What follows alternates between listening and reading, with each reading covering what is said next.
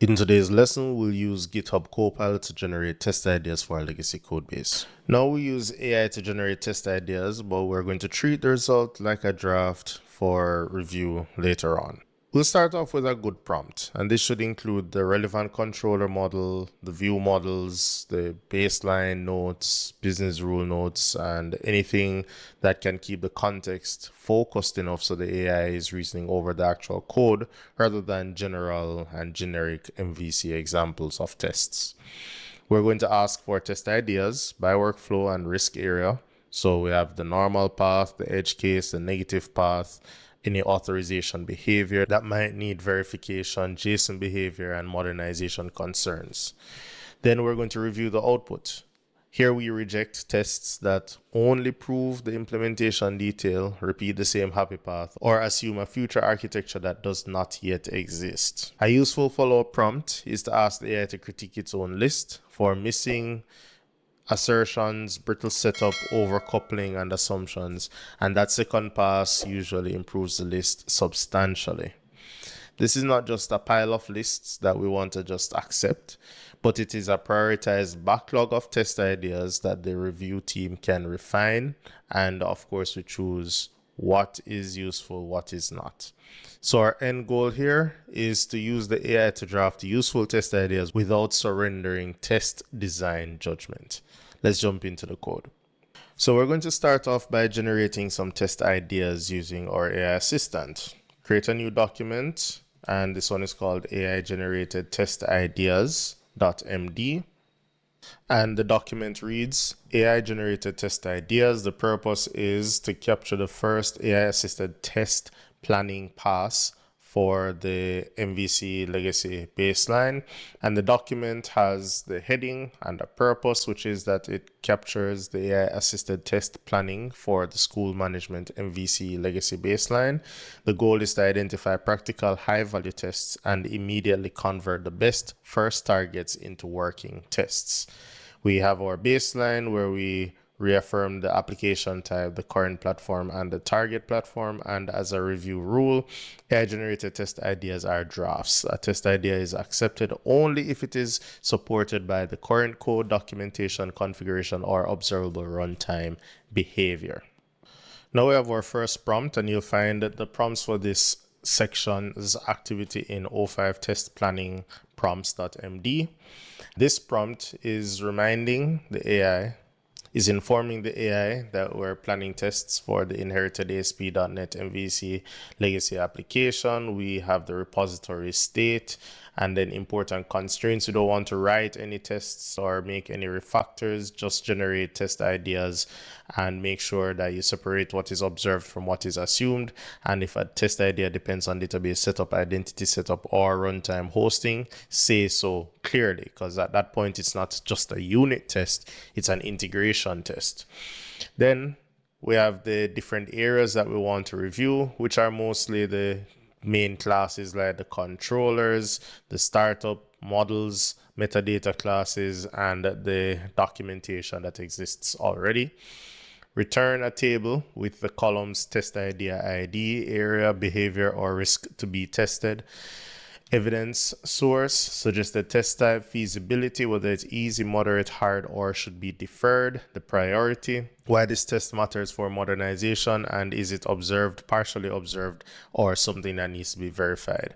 And then we just highlight things we want to focus on, like authorization issues, metadata validation, MVC, action result behavior, and how post behaviors work, up to several things that we've looked at throughout the course up until now.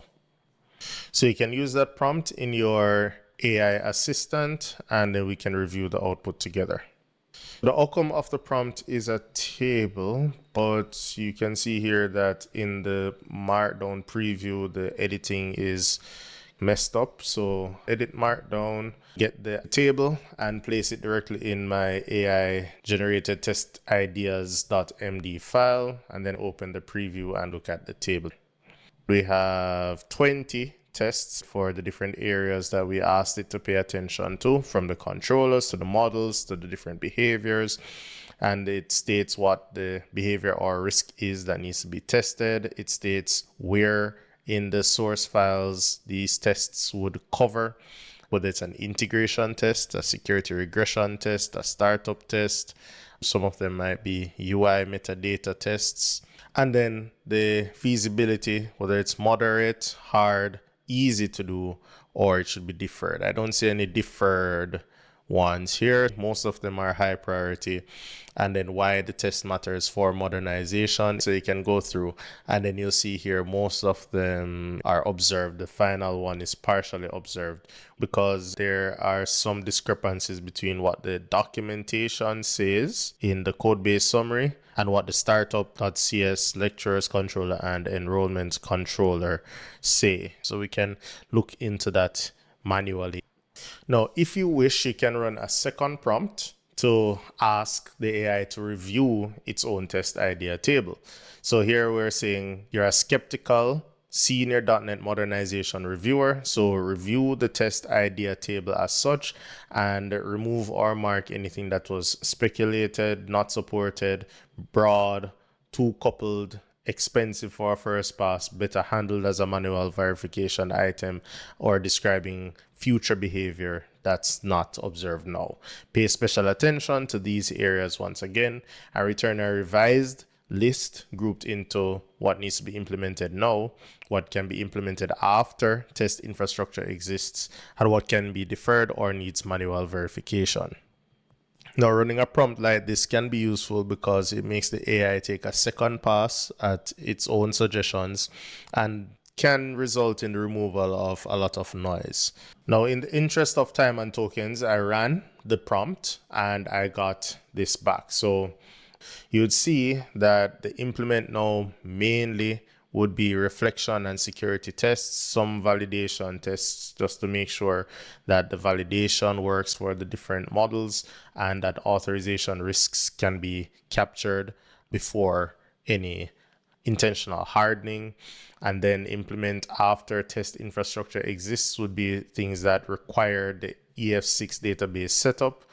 Finally, what can be deferred would be anything that requires end-to-end testing, like the login flow. Now that we have asked AI to at least point out things that should be tested, when we come back, we're going to start implementing the tests. So we're back and we're going right into it. We have the third prompt, which is to add a legacy compatible MSTest project.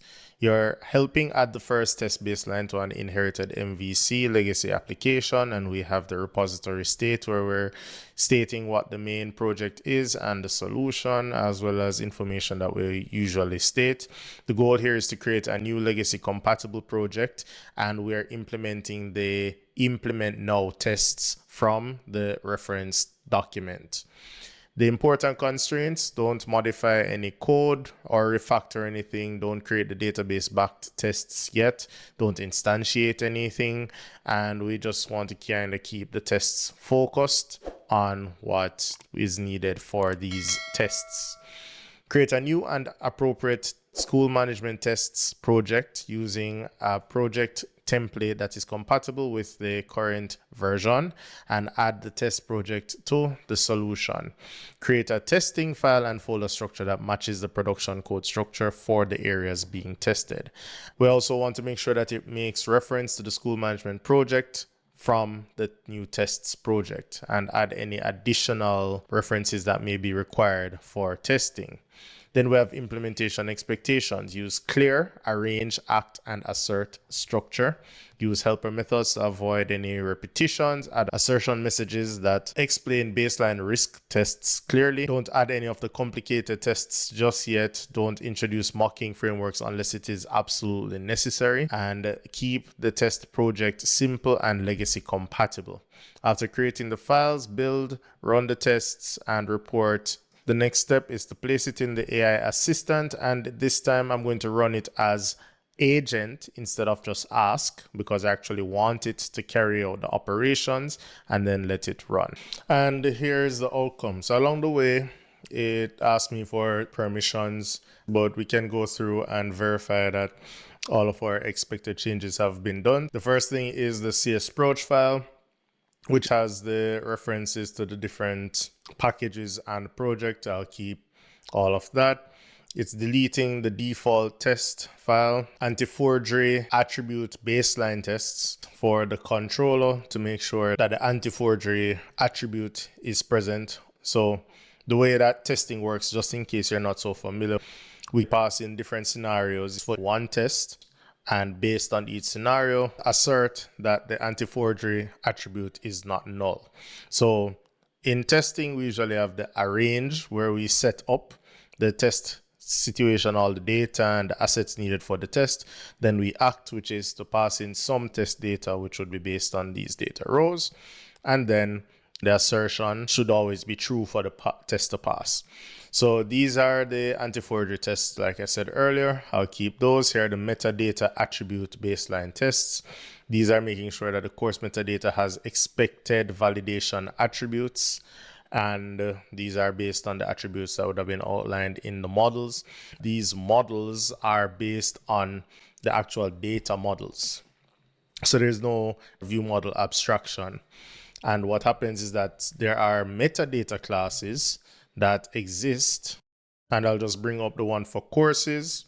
So the course model here is the actual data model course that's generated thanks to Entity Framework 6. And then it is extended with the course's metadata, where the actual validation attributes are being added to ensure that the data is of good quality when coming in. But generally speaking, you shouldn't be using the data model for accepting input from the UI and from the users. So that's one of the things that I would love to refactor about this project, but for now, that's not the priority. And for now, we do have some tests to make sure that the validation attributes are present and would work with the correct data.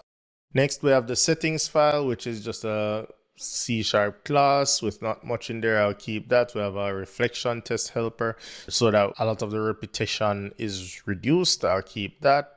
And then we have the authorization attribute baseline test, which is testing to make sure that the controllers probably have the class level or the method level or has anonymous. And this is important because remember that we are trying to verify the baseline behavior. We're not making changes and we're not testing based on the changes we expect to make.